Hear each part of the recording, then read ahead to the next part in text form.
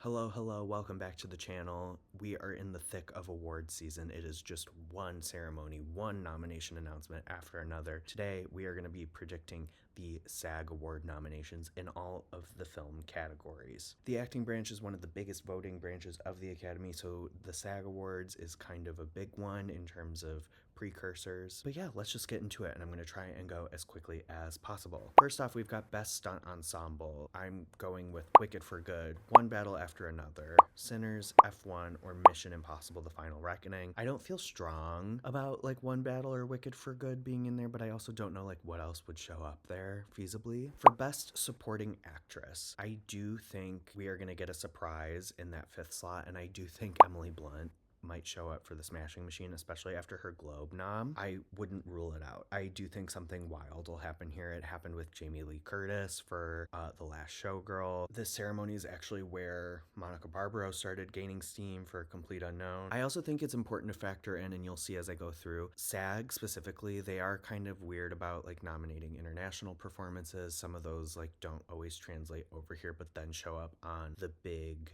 day. So just keep in mind that is like the precedent I'm going off of here if you don't see some international faces. Next up, I've got Elle Fanning for Sentimental Value, international film, but like she is a mainstay in the industry. I think she will get in there. Next, I've got Ariana Grande for Wicked for Good. I think this is looking great. Then we've got Tiana Taylor for One Battle After Another, and then Amy Madigan for Weapons. Just outside, I have Wami Masaku for Sinners. I think if there was ever a time for her to like get really back in there, it would be here. And of course, Inga Ipsdottir Lilius, international performance, not as well known as like Elle Fanning or Stellan Skarsgård, so I don't know, but that's kind of why I left her off. For supporting actor, I'm going with Adam Sandler and Jay Kelly. I think like this is another prime slot for him to show up in. I don't think Jay Kelly is very strong, but Adam Sandler has in the past shown up in like the fifth slot. He did it with Actor a couple years ago and not gone on to the Oscar 5, and I think that'll happen again here. Then I have Jacob Elordi for Frankenstein, Sean Penn for One Battle After Another, Stellan Skarsgård, Sentimental Value. Again, big industry name, has Hollywood crossover, industry veteran. I think like he has the narrative to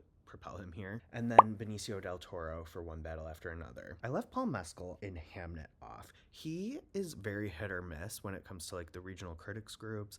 I think like that movie is very much Jesse Buckley. I could see him missing. I thought, and according to Gold Derby, Jacob Elordi was missing in favor of Adam Sandler, but I just feel like his performance is kind of strong at this point in terms of prerequisites and like lineups. Moving right along to Best Actress, I did not know what to do with this fifth slot. I've been agonizing.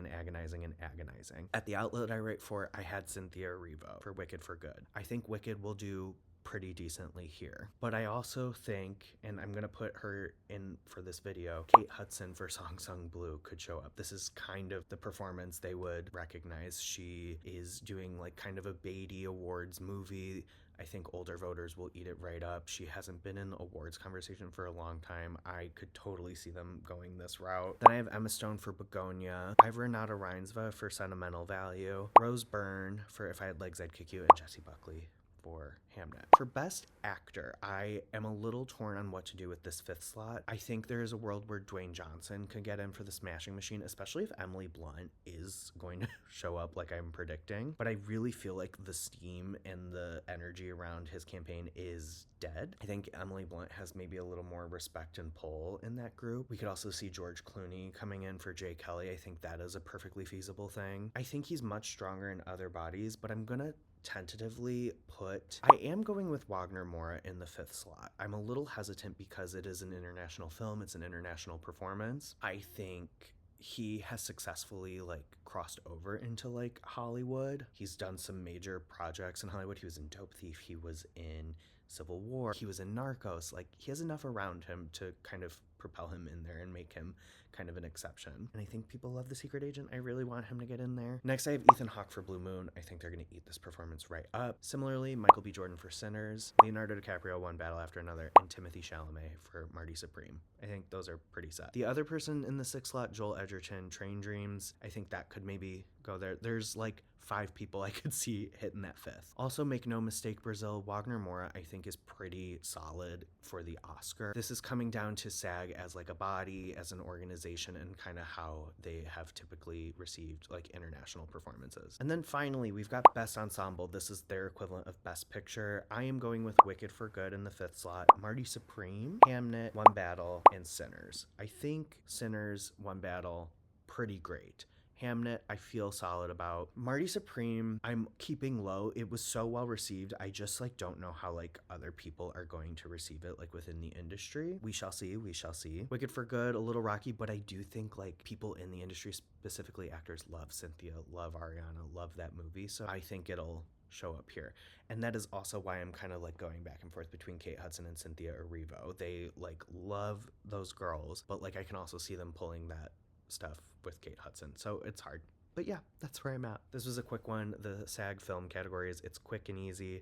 But we will see. We will see. Make sure you do all the things you're supposed to do with a YouTube video, like, comment, subscribe, share, follow me everywhere, because I'm going to be covering all award season long and you won't want to miss it. But until next time, bye.